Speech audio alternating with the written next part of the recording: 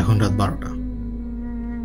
এখনই আপনারা শুনতে পাবেন মায়াবাই ভৌতিকতার প্রথম audio series the doctor, the advocate, the ডেভিলের প্রথম পর্ব সাইকো ডক্টর। আপনাদের উদ্দেশ্যে জানিয়ে রাখতে চাই যে সত্য ঘটনার উপর ভিত্তি করে এই অডিও সিরিজটি 8 পর্বে প্রচারিত হবে প্রত্যেক শুক্রবার থেকে। আজ আপনারা শুনতে পাবেন এর প্রথম পর্ব। তাহলে চলুন শুরু করা যাক। প্রথম পর্ব, ডক্টর সাইকো।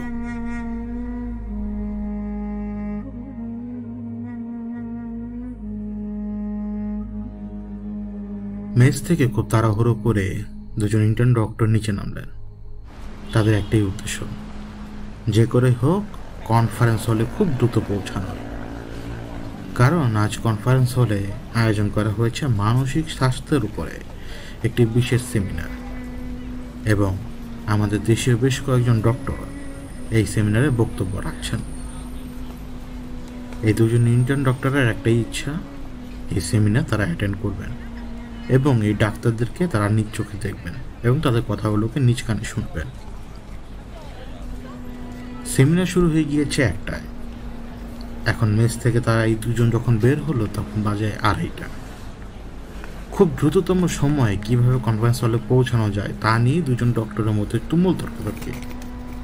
কেউ বলছে বাসে, আবার আরেকজন বলছে সিএনজিতে, আবার আরেকজন বলছে ট্যাক্সি ক্যাবে, আরেকজন বলছে অন্য ট্যাক্সি ক্যাব। দুজনই কোনো সিদ্ধান্তে এসে পৌঁছাতে পারেননি, কিন্তু তাদের একটাই গন্তব্য, আগে মূল সড়কে যেতে হবে। অলিগলিতে কিন্তু গাড়ি পাওয়া যায় না। মূল সড়কে তারা যখন এলো, সেনাবাহিনীর টহল গাড়ির কারণে প্রায় কিছু কিছু গাড়ি যা নিবন্ধিত নয় তা অলিগলিতে পালিয়ে গেল মূল সড়ক থেকে। সময়টা হচ্ছে 28 সেপ্টেম্বর 2008। দেশে তত্ত্বাবধায়কের শাসনকাল, সেই জন্য আর্মি আশপাশে দেখাই যায়। অনেকক্ষণ দাঁড়িয়ে থেকে এই দুজন ইন্টার্ন ডক্টর না পেলেন বাস, না পেলেন সিএনজি, না পেলেন ট্যাক্সি ক্যাব। শেষমেশ তারা পেলেন স্ট্রোক ইঞ্জিনের ভয়াবহ শব্দ উৎপাদনকারী একটা গাড়ি, মিশুক।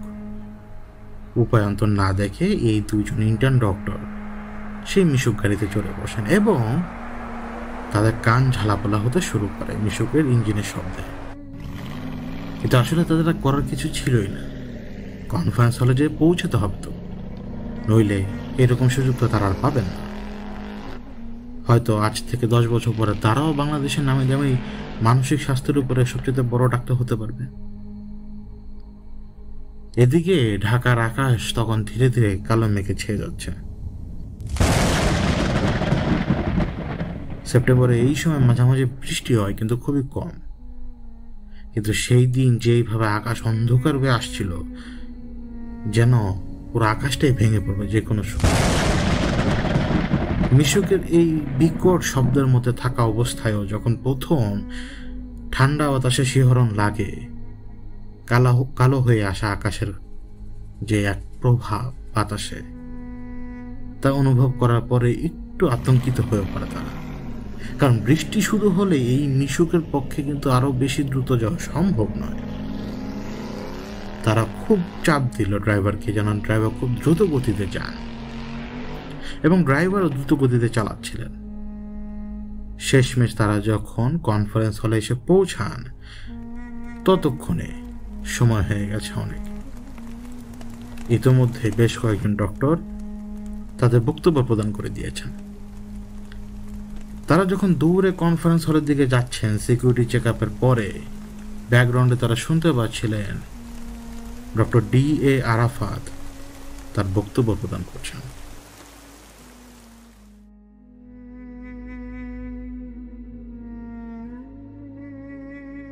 এই কনফারেন্স হলে নামজাত অনেক ডাক্তারের মাঝে আরো একজন ডাক্তার ছিলেন। তিনি হচ্ছেন ডক্টর DA আরাফাত। যখন ডক্টর DA আরাফাতের সময় হয়ে এলো তার বক্তৃতা দেওয়ার জন্য, তখন তিনি উঠে দাঁড়ান এবং তিনি স্টেজে উঠে সবার আগে যিনি প্রজেক্টরকে অপারেট করছেন তাকে বললেন যে স্লাইডে নতুন একটা ইমেজ এনে দিতে। আরাফাতের কথা শুনে প্রজেক্টর অপারেটর একটা ছবি প্রজেক্টরে চালু করলেন। ছবিটা ছিল এরকম: একজন ব্যক্তি যিনি শুয়ে আছেন, সম্ভবত তিনি অজ্ঞান, তার থুতনিটা ডিসলোকেটেড হয়ে আছে। এই ছবির দিকে ইশারা করে ডাক্তার D.A. আরাফাত বলছিলেন, আমরা এই মুহূর্তে ছবিতে দেখতে পাচ্ছি একজন ব্যক্তি যার নিচের থুতনিটা ডিসলোকেটেড হয়ে আছে। এখন স্বাভাবিকভাবেই ধর্মীয় দৃষ্টিকোণ থেকে বা সমাজের অন্যান্য অংশের যে দৃষ্টিকোণ, সেই দৃষ্টিকোণ থেকে হয়তো বলা যেতে পারে যে সে যে কোনোভাবে প্যারানর্মাল কোনো অ্যাক্টিভিটি দ্বারা আক্রান্ত। কিন্তু সায়েন্স কি বলে? এই মুহূর্তে আমরা যার ছবিটা দেখছি, আমরা ধরে নিতে পারি সে ক্যাটাটনিক সিজোফ্রেনিক। যখন এই অবস্থায় রোগীরা যে পৌঁছান, তারা আর কোনো রকমের ডিলিউশনের মধ্যে থাকেন না। তাদের যে অবস্থাটা পৌঁছে যায়, এই অবস্থায় তারা নিজেদেরকে যেই কোনো এন্টিটি মানতে বাধ্য হন। তাদের চিন্তা চেতনা লোপ পেয়ে যায় সম্পূর্ণভাবে, এবং ক্যাটাটনিক সিজোফ্রেনিক রোগীদের ঠিক এই অবস্থা হয়। এই মুহূর্তে যে ব্যক্তির ছবিটা আমরা দেখতে পাচ্ছি, যার থুতনিটা ডিসলোকেটেড, সে আমরা হয়তো তার ব্রেনের এই মুহূর্তে কোনো অ্যাক্টিভিটি সম্পর্কে জ্ঞাত নই, কিন্তু তাই ডিসলোকেটেড থুতনি দেখে এটা মনে করা যাবে না যে এটা কোনো এন্টিটি দ্বারা বা এটা কোনো প্যারানর্মাল অ্যাক্টিভিটি দ্বারা ঘটেছে। এটা ঘটতেই পারে, কারণ ক্যাটাটনিক সিজোফ্রেনিক পেশেন্টরা নিজেদের উপরে কোনো কন্ট্রোল রাখতে পারেন না। এমনও হতে পারে যে তিনি তার ডান হাত দিয়ে তার এই থুতনিটাকে বিচ্ছিন্ন করে দিয়েছেন, আবার এমনও হতে পারে যে তিনি নিজেই তার থুতনিকে বিচ্ছিন্ন করার জন্য সর্বশক্তি দিয়ে মানুষের এক চাপ দিয়েছেন। কারণ একটা থুতনি ডিসলোকেটেড হওয়াটা, এটা কোনো এন্টিটি যদি থুতনিটাকে ডিসলোকেটেড করে দিতে পারে, তাহলে সে তো চাইলে ঘাড় মটকাতেই পারে। তো যখন সে ঘাড় মটকালো না, সে শুধুমাত্র থুতনিটা ডিসলোকেটেড কেন করবে? আমরা চেষ্টা করি সবসময় আমরা চেষ্টা করি পেশেন্টদেরকে কাউন্সিল করার পূর্বে পেশেন্টের ফ্যামিলি মেম্বারদেরকে আমরা কাউন্সিল করি আগে, কারণ তারা হচ্ছে সবচেয়ে বড় ঔষধ। ক্যাটাটনিক সিজোফ্রেনিক হোক বা যে কোনো ধরনের সিজোফ্রেনিয়া আক্রান্ত লোক হোক না কেন, তাদের মূল চিকিৎসা হতে হবে তাদের ফ্যামিলির কাছ থেকে। ফ্যামিলি হয়তো মনে করবে যে তাদের সন্তানকে, তাদের পিতাকে, তাদের মাতাকে হয়তো জিনে আক্রান্ত করেছে, হয়তো প্যারানর্মাল কোনো কিছু দ্বারা তারা আক্রান্ত, হয়তো জিন, ভূত, দৈত্য, দানব। কিন্তু আমাদের তাদেরকে বোঝাতে হবে যদি এই জিনিসগুলো এক্সিস্ট করতোই, তাহলে আমাদের জীবনযাপন এত সহজ হতো না। প্রতিনিয়ত আমাদের জীবনযাপন হ্যাম্পার হতো। এই ডিসলোকেটেড লোকের যে ছবিটা আমরা এই মতো দেখতে পাচ্ছি, তিনি পরবর্তীতে সুস্থ হয়ে উঠেছিলেন। এই লোক পরবর্তীতে সুস্থ হয়েছেন, কিন্তু তার ট্রিটমেন্টে থাকাকালীন অবস্থাতে তিনি প্রায়শই উলঙ্গ হয়ে যেতেন। তিনি প্রায়শই উন্মাদের মতো আচরণ করতেন। তিনি প্রায়শই সর্বশক্তি দিয়ে দেয়ালে অথবা কোনো শক্ত জায়গায় আঘাত করতেন, এবং আঘাত করতে করতে করতে করতে নিজেদের ওই অংশগুলোকে হয়তো থেতলে ফেলবেন তারা, কারণ তাদের ওই ক্যাটাটনিক অবস্থায় তাদের স্নায়ুর উপরে তাদের কোনো কন্ট্রোল থাকে না। আপনার স্নায়ুর উপরে যদি আপনার কন্ট্রোল না থাকে, তাহলে আপনি ব্যথা অনুভব করবেন না। যখন এই পেশেন্টরা নিজেদের অস্তিত্বকে ফিরে পান, ক্যাটাটনিক স্টেজ থেকে যখন তারা সরে যান, তখন তারা ধীরে ধীরে অনুভব করতে থাকেন। আমরা এই সমস্ত ক্ষেত্রে যে সমস্ত মেডিসিনগুলো দিয়ে থাকি, এই মেডিসিনগুলো সাপ্রেস করার চেষ্টা করে এই ধরনের সিমটমকে। শতভাগ সাফল্য এখন পর্যন্ত পায়নি, এবং বিজ্ঞান তো সর্বসময় গতিশীল। বিজ্ঞান হয়তো আজ থেকে 2 বছর পরে বা 10 বছর পরে আরো ভালো মেডিসিন আবিষ্কার করতে পারবে এরকম ক্যাটাটনিক পেশেন্টদের জন্য।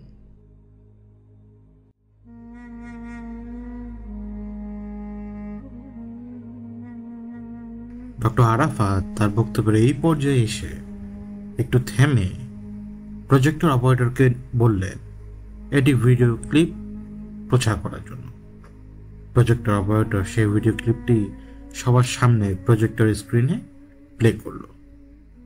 স্ক্রিনে যে ভিডিওটি এই মুহূর্তে প্লে হচ্ছে তা একটি মেয়ের ভিডিও। এই ভিডিও ক্লিপে দেখা যাচ্ছে মেয়েটি এমনভাবে কারোর সাথে কথা বলছে বা এমনভাবে কারোর সাথে কোনো কনভারসেশন এসে আছে, দেখলে মনে হবে যে কেউ কারো কাঁধে হাত রেখে যেভাবে কথা বলে ঠিক সেরকম ভঙ্গি। আবার দেখা যাচ্ছে যে সামনাসামনি বসে আমরা যদি কারোর সাথে কথা বলি আমাদের অঙ্গভঙ্গি যেমন হবে ঠিক সেরকম। আবার দেখা যাচ্ছে আমরা বসা অবস্থা অথবা দাঁড়ানো অবস্থা যদি আমাদের চেয়ে উচ্চতা কারোর দিকে তাকিয়ে বেশি উচ্চতার দিকে তাকিয়ে যদি কথা বলি আমাদের অঙ্গভঙ্গি যেমন হবে এইরকম অঙ্গভঙ্গি দেখা যাচ্ছে। এবং সেই সাথে মেয়েটা প্রত্যেকটি কনভারসেশনের সময় কখনো টার্কিশ ভাষায় কথা বলছে, কখনো হিন্দিতে কথা বলছে, কখনো সে অ্যারাবিক ল্যাঙ্গুয়েজে কথা বলছে, তো কখনো সে মারাঠা ল্যাঙ্গুয়েজে কথা বলছে। ভিডিও ক্লিপটি শেষ হলো। এবার ডক্টর আরাফাত তার বক্তব্য শুরু করলেন।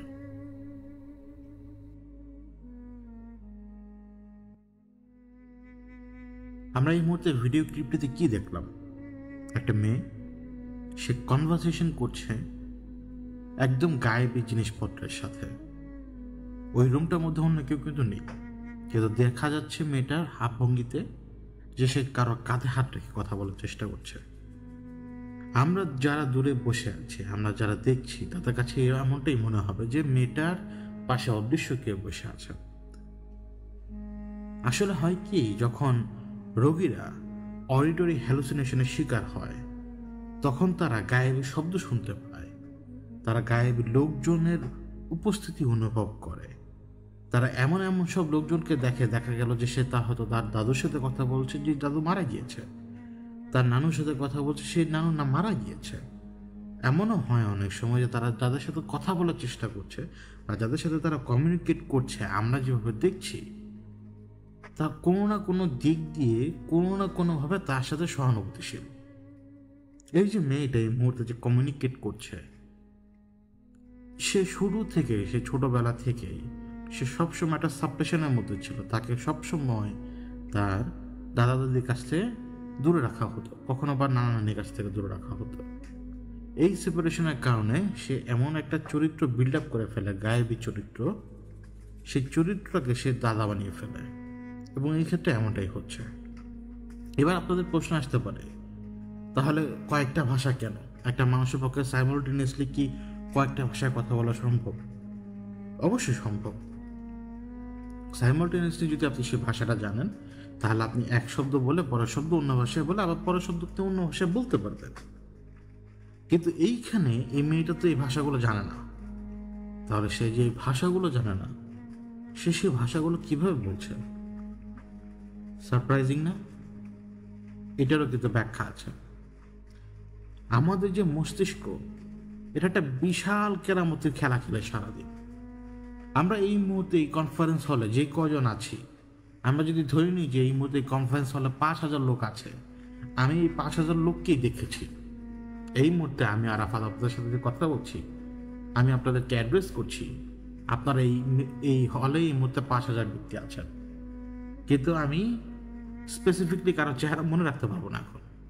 কিন্তু আমি যতবার আপনাদের দিকে তাকাচ্ছি অতবার আমার ব্রেন স্ক্যান করে নিচ্ছে যে আমি কাকে কাকে দেখছি এই জায়গায়। আমার মনে থাকবে না, কিন্তু আমার ব্রেনের সেই মেমোরিটা অটোমেটিক ফাইলে স্টোর হয়ে যাবে।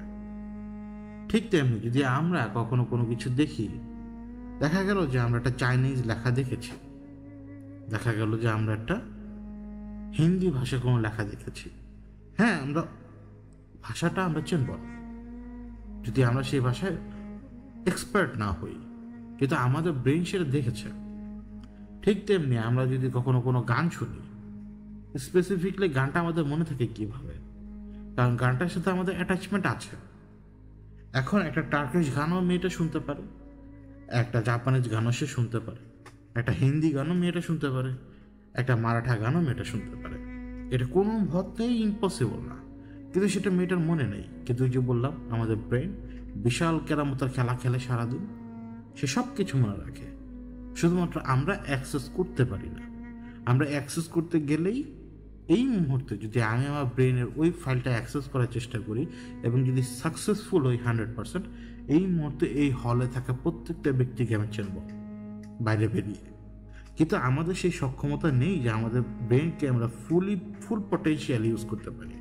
এই জন্যই তো একটা ম্যাক্সিমাম নাম্বার ইউজ হয় ব্রেনের, আমাদের বাকি অংশটা কিন্তু অ্যাকচুয়ালি ইউজ হয় না। এটা কিন্তু ডেটাটাকে স্টোর করার কাজেই ব্যবহার করা হয়। যদি আমরা সেইভাবে দেখার চেষ্টা করি, এই কেসটা, এই মেয়েটার যে কেসটা, এটা হচ্ছে অডিটরি হ্যালুসিনেশন। এই অবস্থায় রোগী গায়েবী শব্দ শুনতে পায়, তারা গায়েবী জিনিসপত্র দেখে। এখন মানসিক স্বাস্থ্যকে আমরা কিন্তু বিভিন্ন জিনিসের সাথে মিলিয়ে ফেলছি।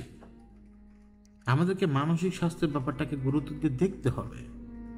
মানসিক স্বাস্থ্য কিন্তু ছোটোখাটো কোনো ব্যাপার নয়, এটা একটা বড় ধরনের রোগ। যদি এই স্বাস্থ্যটা একবার কোনো ভাইরাস দ্বারা আক্রান্ত হয়, এটা একটা বড় ধরনের রোগ।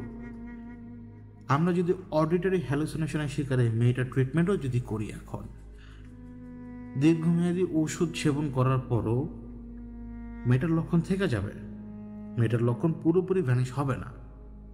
এখনকার যে মেডিসিনগুলো অ্যাভেলেবেল আছে, এই মেডিসিনগুলো যদি আমরা প্রয়োগ করি, এই মেডিসিনগুলো দীর্ঘমেয়াদী খেতে গেলেও কিন্তু আবার রোগীদের অন্য রকমের পার্শ্ব প্রতিক্রিয়া দেখা দেয়। কিন্তু তবুও যদি সম্পূর্ণ কাজও করে মেডিসিনগুলো, তাহলে সর্বোচ্চ 10% এই লক্ষণটা থেকে যাবে তার মধ্যে। রোগীরা কখনোই সুস্থ হবে না।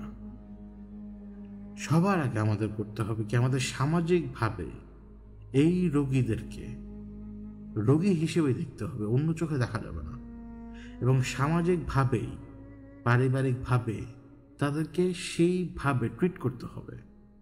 এই লোকগুলো পাগল নয়, এই লোকগুলো একজন সুস্থ মানুষ, যাদের ব্রেইন হাইপার অ্যাক্টিভিটির কারণে এই মুহূর্তে এমন একটা স্টেটে আছে যে স্টেটটাকে আমরা আমাদের নর্মাল স্টেটের সাথে মিলাতে পারছি না।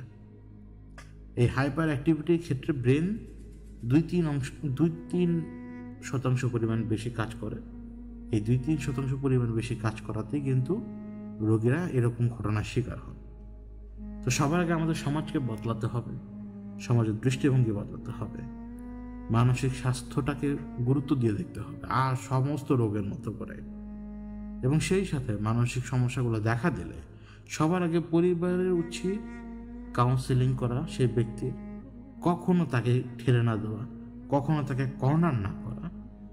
আমাদের উচিত প্রত্যেকটা পরিবারে মানসিক স্বাস্থ্যকে ভালোভাবে গুরুত্ব দিয়ে এইটা নিয়ে সবসময় একটা খোলামেলা আচরণ যাতে আমাদের প্রত্যেকটা পরিবার করে।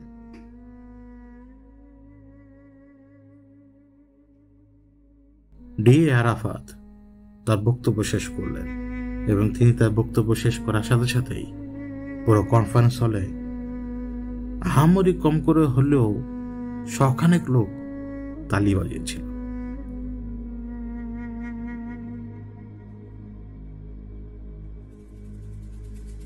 কনফারেন্স শেষ হবার পরে ডক্টর আরাফাত তার নিজের বাড়িতে ফিরে আসেন এবং ফ্রেশ হয়ে নেন। ফ্রেশ হবার পর তিনি তার সেই প্রিয় হেলান চেয়ারে বসে ভাবছিলেন, এমন কোনো কিছু ভাবছিলেন যে ভাবনাটা তাকে এখনো কুড়ে কুড়ে খায়। রাতের বেলা হঠাৎ তার ঘুম ভেঙে যায়। অদ্ভুতভাবে একটা নির্দিষ্ট সময়ে গত কয়েকদিন ধরে তার ঘুম ভাঙছে এবং প্রত্যেকবার ঘুম ভাঙার আগে তিনি বিভৎস কিছু দৃশ্য দেখছেন। প্রত্যেকবার সেই একই সিনারিও। ডক্টরের যখন ঘুম ভাঙল, অন্ধকার ঘরে বাইরের ল্যাম্পপোস্ট থেকে আসা আলোতে জানালা পর্দা উঠছে। ওপাশে কেউ দাঁড়িয়ে নেই, আসলে কেউ দাঁড়িয়ে নেই সেইখানে। হয়তো আমি বা আপনি ভাবতে পারি যে পর্দা উঠছে, তাহলে ওই পাশে কেউ আছে। হয়তো সে দাঁত বের করে এখন একটা হাসি দেবে, হয়তো সে তার দুটো ভয়ঙ্কর চোখ দেখাবে। কিন্তু সে কেন ভয় পাবে? সে তোয়াক্কা করল না, আবার সে ঘুমিয়ে পড়ল। সকালবেলা প্রায় 11টা নাগাদ তিনি তার চেম্বারে যে প্রবেশ করেন এবং চেম্বারে ঢুকেই তিনি দেখতে পান তার টেবিলে সে আগের মতো করে খবরের কাগজ এবং কফি রেখে দিয়ে গেছে তার পার্সোনাল সেক্রেটারি আবেদ, যে তার পার্সোনাল সেক্রেটারি। সে গেল 4 বছর ধরে তার এখানে চাকরি করছে। সব সময় সে এইভাবেই তার টেবিলটাকে গুছিয়ে রাখে। খবরের কাগজটা সামনে থাকে এবং খবরের কাগজ থেকে বেশ কয়েক ইঞ্চি দূরেই ভালো করে ঢেকে রাখা ওয়ারমানের মধ্যে রাখা কফি। ডক্টর আরাফাত তার টেবিলে বসে সবার আগে খবরের কাগজটা খুললেন এবং খবরের কাগজে একদম শুরুর পেজে, প্রথম পেজেই হেডলাইন দেওয়া, ডিএডি কমিশন গঠিত করা হয়েছে। ডিএডি কমিশনের কাজ হচ্ছে অপারেশন ক্লিন হার্টের সময় ঘটে যাওয়া বিচার বহির্ভূত হত্যাকাণ্ডগুলোর তদন্ত করে দোষী যে ব্যক্তি হবেন তাকে আইনিভাবে বিচারের মুখোমুখি করা। ডিএডি কমিশন গঠন করার পরে ইতোমধ্যেই নাকি বেশ কয়েকজন অফিসারকে জিজ্ঞাসাবাদ করা হয়েছে এবং এই অপারেশন ক্লিন হার্টের সময় ঘটে যাওয়া বিচার বহির্ভূত হত্যাকাণ্ডগুলোর কারণে যে সমস্ত পরিবার খুবই কষ্ট পেয়েছে, যারা ক্ষতির শিকার হয়েছে, তারাও এই সময়ে মুখ খুলতে শুরু করেছে। এত বিশাল বড় এক খবর প্রথম পেজে ছাপা। খবরটা দেখার পরে পত্রিকাটা ভাঁজ করে টেবিলের উপর রেখে কফির মগটা তুলে একটু সিপ করলেন। রোগী আসতে শুরু করলো। কিছুক্ষণ পর কথা হচ্ছে, আরেকজন আসছেন, কথা হচ্ছে এবং আরেকজন আসছেন, কথা হচ্ছে। মধ্যাহ্ন বিরতির কিছুক্ষণ আগে তার চেম্বারে প্রবেশ করেন একজন ভদ্রমহিলা। তার চেম্বারে ভদ্রমহিলা প্রবেশ করার পর ডক্টর আরাফাত তাকে চেয়ারে বসার জন্য অনুরোধ করলেন। চেয়ারে বসার পর ডক্টর আরাফাত তাকে জিজ্ঞেস করলেন কেমন আছেন এবং কি কারণে আপনি এসেছেন। যে ভদ্রমহিলা এসেছেন তিনি তার পরিচয় দিলেন। ডক্টর সাহেব, আমার নাম সেলিনা আহমেদ, আমি এই তেজকুনি পাড়ায় থাকি। ওই মানুষজন বলে আপনারা ওই পাগল ঠিক করতে পারেন বা ওইরকম লোকজন ঠিক করতে পারেন।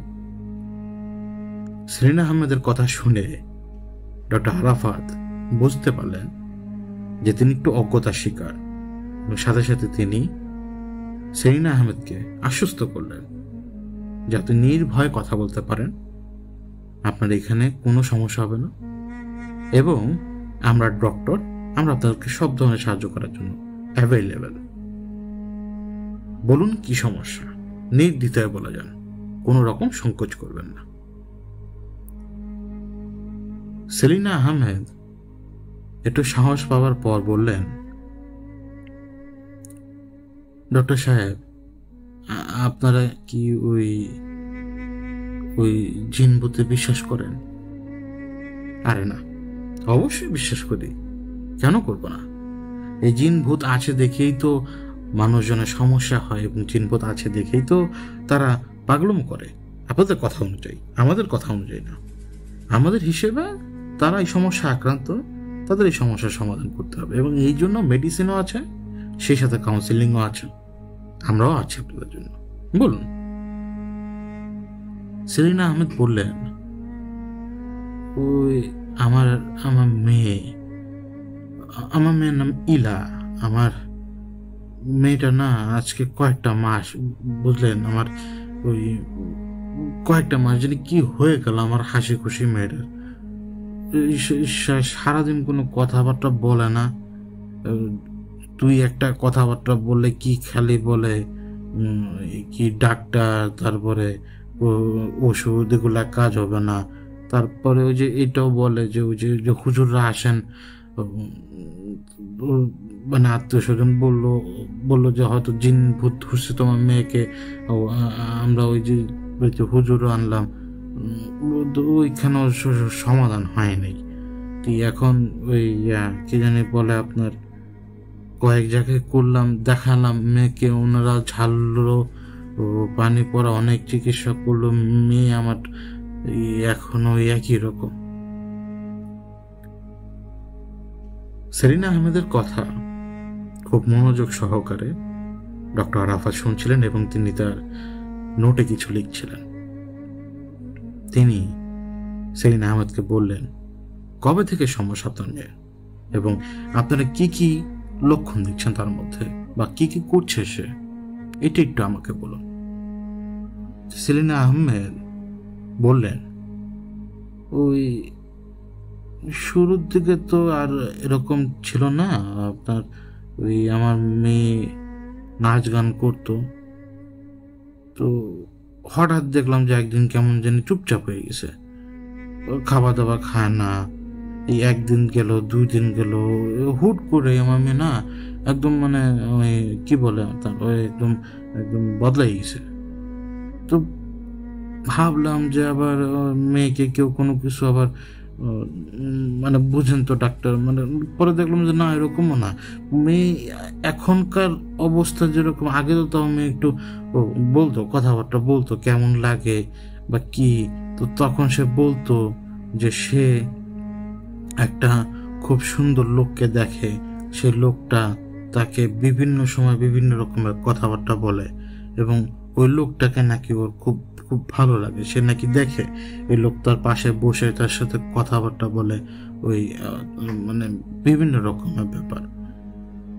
তো তখন থেকে একটু ভয় লাগা শুরু করছে। আমার শাশুড়িও বলছিলেন যে তোমার মেয়েকে মনে বাতাসে ধরছে। তো আমরা ওই হুজুর তারপরে যা যা করে আর কি বুঝলেনি। তো ডক্টর আরাফাত উত্তর দিলেন যে তিনি বুঝেছেন। ডক্টর আরাফাত সেই সাথে সেলিনা আহমেদকে জিজ্ঞেস করলেন যে মেয়ে কি আপনার সাথে এখানে এসছে কিনা। তো সেলিনা আহমেদ মাথা ঝাঁকিয়ে দিয়ে বুঝালেন যে না, মেয়ে এখানে নেই, মেয়ে বাড়িতে। তখন ডক্টর আরাফাত বললেন যে ঠিক আছে, যদি নিয়ে আসুন, আমরা দেখি, আমরা অবজার্ভ করি, আমরা কিছু টেস্টও করব, দেখা যাবে, সমস্যার সমাধান হয়ে যাবে, ভয় পাবেন না। ডাক্তারের এই কথা শুনে যেন আরো একটু অসহায় বোধ করলেন সেলিনা আহমেদ। তিনি বললেন, ওই এখানে যে আনার কথা বলতেছেন, মেয়ের তো শিকল দিয়ে বাঁধা রাখছি, আমরা মেয়েকে শিকল দিয়ে বাঁধা রাখছি, এখন ওই মেয়েকে আমরা কিভাবে নিয়ে আসি বলেন। আরাফাত উত্তর দিলেন, শিকল দিয়ে বেঁধে রেখেছেন কেন? তো সেলিনা আহমেদ উত্তর দিলেন, এখন তো মেয়ে খুব ভয়ঙ্কর হয়ে গেছে, মেয়ে এত বেশি ভয়ঙ্কর হয়ে গেছে যে মেয়েকে যদি না বেঁধে রাখি না, মেয়ে নিজেরও ক্ষতি করে আর আমাদেরও ক্ষতি করে। তারপর নিজের হাতের কিছু অংশের কাপড় তিনি তুলে ডাক্তারকে দেখালেন, যেখানে অজস্র নির্মম কামড়ের দাগ। ডিএ আরাফাত সেটা লক্ষ্য করলেন, লক্ষ্য করার পরে বললেন, ঠিক আছে, তাহলে আমরা এক কাজ করি, আমি চাইলে, আপনারা চাইলে আমি ভিজিট করতে পারি আপনার বাড়িতে। তো সেলিনা আহমেদ রাজি হলেন। তো ভিজিটের তারিখটা 2 দিন পরে। ভিজিটের দিন মেয়েটার সামনে যে বসলেন ডাক্তার তার সাথে মেয়েটার সাথে কথা বলার চেষ্টা করছেন। মেয়েটার সাথে অনেকভাবে চেষ্টা করলেন সে কথা বলার, মেয়েটা কোনো কথাবার্তা বলে না। মেয়েটাকে শেকল দিয়ে বাঁধা, মেয়েটাকে এমনভাবে শেকল দিয়ে বাঁধা জানালার সাথে এবং বিছানার সাথে, যাতে মেয়েটা উঠে না আসতে পারে। কিন্তু মেয়েটার যে লক্ষণ থাকার কথা মানসিক, মেয়েটার চোখে সেরকম কোনো লক্ষণ নেই, মানসিক সমস্যার কোনো লক্ষণও নেই, কোনো রকম অস্থিরতা নেই, চোখের মধ্যে সব ধরনের সিস্টেম একদম সুন্দরভাবে চলছে, মেয়েটার চোখের নিচে এক হিসেবে কালি পড়ার কথা সেটা পর্যন্ত নেই, মেয়েটার স্বাস্থ্য হানি পর্যন্ত হয়নি, তাহলে ঘটনা কি? এটা কি আবার কি সিভিয়ার কেস, মানে পার্সোনালিটি ডিসঅর্ডার? ফাইন্ড আউট তো করতে হবে। তিনি কাউন্সিলিং করে যাচ্ছিলেন, তিনি মেয়েটার সাথে কথা বলার চেষ্টা করছিলেন, বিভিন্ন রকমের সাংকেতিকভাবে কথা বলার চেষ্টা করছেন, কিন্তু 8 ঘন্টা ধরে মেয়েটার রেসপন্স শূন্য।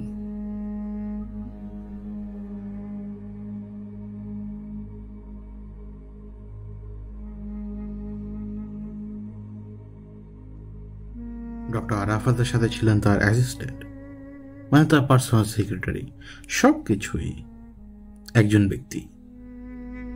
তার এই পার্সোনাল সেক্রেটারি তার পাশে বসে লক্ষ্য করছিলেন মেয়েটাকে, এবং যখন সেই দিনকার মতো সেশনটা শেষ হলো, কাউন্সিলিং সেশনটা শেষ হলো, কোনো রকম ফলাফল ছাড়াই, যে ফলাফল ছিল শূন্য, কিছুটা হতাশা ব্যক্ত করেন ডক্টর আরাফাত। তারা যখন বাড়িতে ফিরছিলেন সেই দিন রাতের বেলা, পথে তার পার্সোনাল সেক্রেটারি তাকে বললেন, স্যার আপনার কি হাসা হাসা মনে হয়? মায়াটার রোগে ধরছে। ডক্টর আরাফাত বললেন, কেন, তোমার কেন মনে হয় এই কথাটা? তুমি কি আর সবার মতো এটা ভাবতে শুরু করেছো যে জিন ভূত এই ধরনের সমস্যাগুলো তৈরি করে? তার সেক্রেটারি উত্তর দিলেন, না স্যার, মানে আমি আপনার ওই ছোট বলতেছি না স্যার, আপনার রাগ করেন না স্যার, আমার ভুলে গেছে।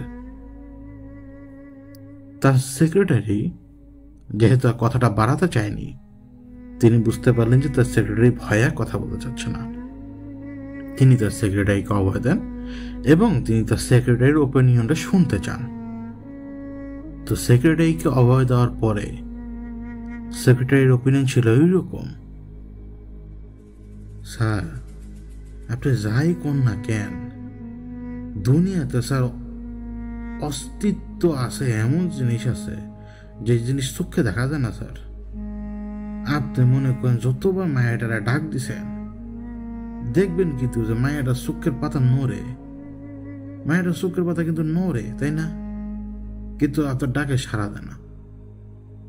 এখন স্যার একদিন এরকম হয়েছিল আমার গ্রামের বাড়িতে, একটা ছোট্ট মাইয়া স্যার 8-9 বছরের, মায়াটা হাসি খুশি আসছিল, সবকিছু ভালো আসছিল। একদিন ওই এক বেলতলার পাশ দিয়ে গেছিল মায়াটা যখন বেলতলার পাশ দিয়ে যায় স্যার, ওই বেলতলা তো খারাপ ছিল, ওইখান থেকে খারাপ বাতাসটা মায়াটা ঘাড়ে চেপে বসে।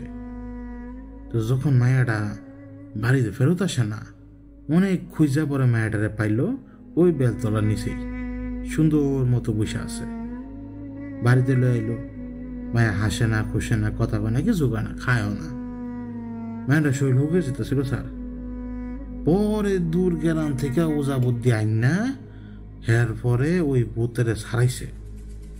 যখন ভূতেরে ছাড়ায় স্যার, তখন ওই ভূতেরে জিগাইছিল যে তুই মায়েরা ধরছিস কেন?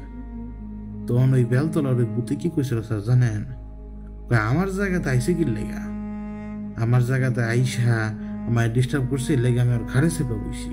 আমি চাইছিলাম ওর ঘাটটা মটকাই দিতাম, তোর ঘাড়ে মটকাই নেই, এটাই ভালো কথা করছি।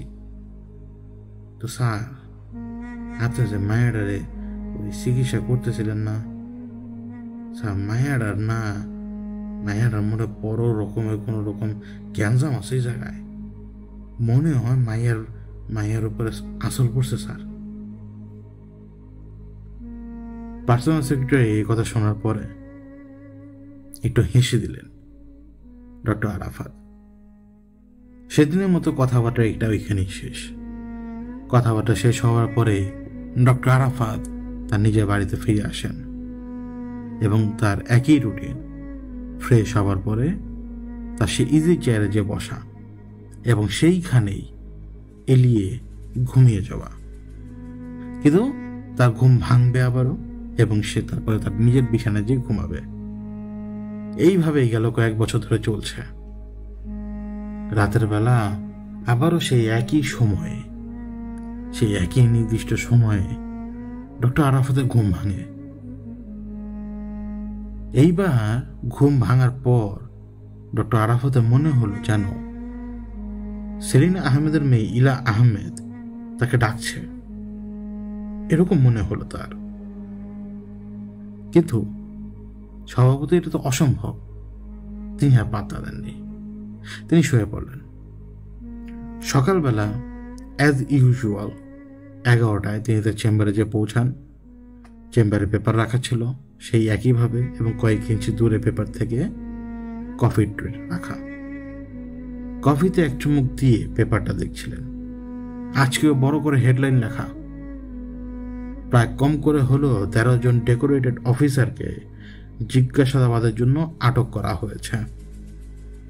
অপারেশন ক্লিন হার্টের কিছু বিচার বহির্ভূত ঘটনার তদন্তের সাপেক্ষে। এটা বড় করে ফলো করে লেখা। পেপারটা ভাঁজ করে একেবারে ছুঁড়ে মারলেন, যেন তিনি বিরক্ত হয়ে আছেন। কয়েকটা দিন পরে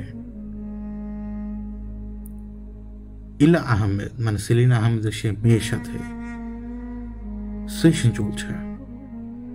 প্রায় 1.25 ঘন্টা হয়ে গেল, আজও কোনো রেসপন্স নেই। আজ এই রেসপন্স না দেখে ডক্টর আরাফাত রেকমেন্ড করে দিতে চেয়েছিলেন যে ইমিডিয়েটলি মেয়েটাকে হাসপাতালে ভর্তি করার। তো তিনি তার রেকমেন্ডেশন তার প্যাডে লিখে দেওয়ার সময় হঠাৎ তিনি শুনতে পান মেয়েটার গলায় মিশন রিপোর্ট।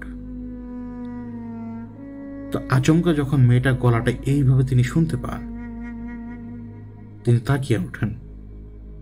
তাকিয়ে তিনি মেয়েটাকে দেখতে পান, সেই একইভাবে তাকিয়ে আছে, নিরুদ্দেশ, যেন কোনো খেয়াল নেই তার কোনো কিছুর প্রতি।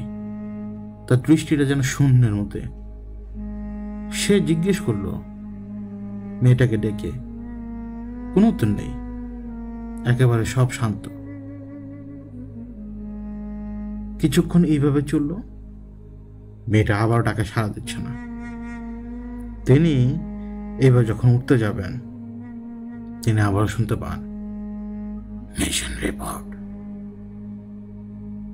এবার ডাক্তার একেবারে ঘুরে তাকান মেয়েটার দিকে। মেয়েটার দিকে ঘুরে তাকানোর পর তিনি দেখতে পান যে মেয়েটা তার দিকেও তাকিয়ে আছে।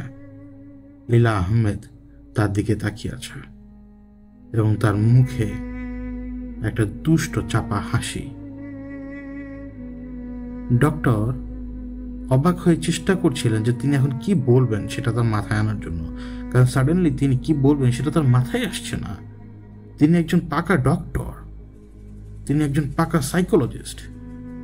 লোকেরা তাকে সাইকো বলে, কারণ তারা পাগলের ডাক্তার। তাদেরকে সাইকো ডাক্তারও বলে, বা psycho doctor, psycho doctor, psycho পাগল, কত রকমের উপাধি তাদের। পাগলের ডাক্তার তারা খুবই স্মার্ট। এই সাইকোলজিস্টরা খুবই স্মার্ট, কিন্তু তার মুখ দিয়ে এখন কোনো কথা আসছে না কেন হুট করে। তিনি মেয়েটাকে ডাকলেন কয়েকবার, বেশ কয়েকটা প্রশ্ন করেন, কিন্তু আবারও কোনো উত্তর নেই। কিন্তু শেষে যখন তিনি খুবই বিরক্ত হয়ে বললেন, তুমি আমার কথা শুনতে পাচ্ছ যেহেতু, কারণ তুমি আমাকে 2 বার ডেকেছ, যেটাই বলো না কেন, তোমার আসল ইচ্ছাটা কি বলো তো? কথা বলতে চাও? তো মেয়েটা তার বাঁকা হাসিটা নিচে নামিয়ে, ঠোঁটে সে বাঁকা হাসিটা নিচে নামিয়ে সে এবারও কথা বলল, মিশন রিপোর্ট মেজর। শেষে শব্দটা শোনার সাথে সাথে ডক্টরের কেমন যেন একটা অনুভূতি হলো। মিশন রিপোর্ট মেজর, এই কথাটা শোনার পরই অবচেতনভাবেই তিনি দাঁড়িয়ে যান বিছানা থেকে। ওদিকে ইলা আহমেদ, সেলিনা আহমেদের মেয়ে, তার গলা, সেই গলা থেকে তখন বের হচ্ছে মিশন রিপোর্ট মেজর। একই কথা বারবার বারবার রিপিট হচ্ছে একই কথা, এবং যতবার এই কথাগুলো বলছে সে, ততবারই ডাক্তার অবাক হচ্ছে। ডক্টর আরাফাত অনেক বেশি অবাক হচ্ছে যে এই মেয়েটা এটা বলছে কি, কিভাবে সে এটা বলতে পারে? মেয়েটা এবার বলে উঠল, mission report major, mission report 17 June 1995, Rwanda. Mission report Major, 1995, 7th June, Rwanda. Mission report Major.